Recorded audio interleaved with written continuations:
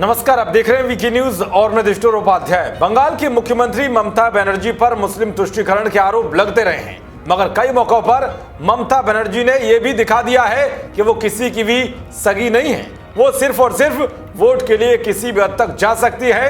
Corona काल में किस तरह से ममता ने तानाशाही चलाते हुए बंगाल की जनता के साथ व्यवहार किया और उन्हें कोरोना के खतरे में डालने का काम किया, ये पूरा देश देख चुका है। देश ये भी देख रहा है कि बंगाल की जनता 2019 में होने वाले विधानसभा चुनाव से पहले ही ममता बनर्जी से किस तरह से गुस्सा है। ऐसे में ममता बनर्जी डैमेज कंट्रोल करने में जुटी हुई हैं।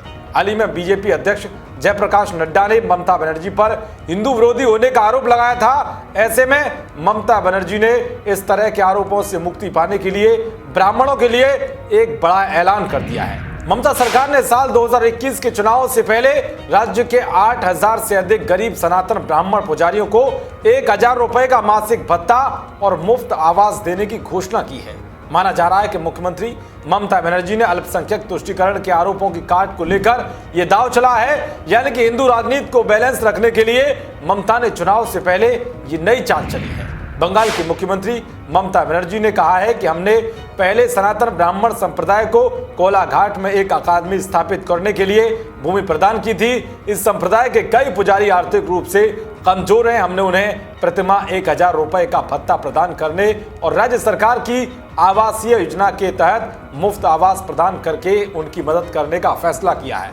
इसके अलावा ममता बनर्जी ने सोमवार को जिले में मंदिर, मस्जिद और गुरुद्वारे के नवीनीकरण की योजना का भी अनावरण किया।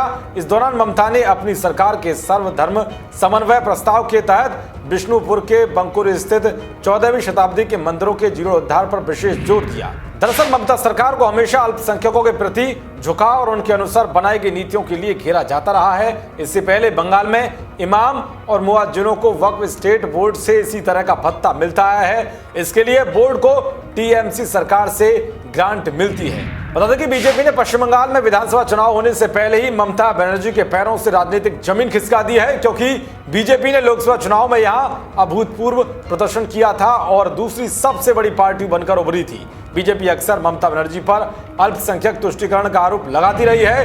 राजनीतिक विश्लेषकों का मानना है कि ममता बनर्जी ये समझ चुकी है कि बीजेपी ने इन आरोपों के दम पर वोटों की कुछ गोलबंदी कर ली है। माना जा रहा है कि ममता अब इसकी काट ढूंढने में जुटी हुई हैं और 8,000 से अधिक गरीब सनातन ब्राह्मण पुजारियों को 1,000 रुपए का मासिक भत्ता और मुफ्त आवास देने की घोषणा इसका पहला कदम है। लेकिन अब जनता समझदार हो गई है और इस तरह के झांसे में आने वाली नहीं है।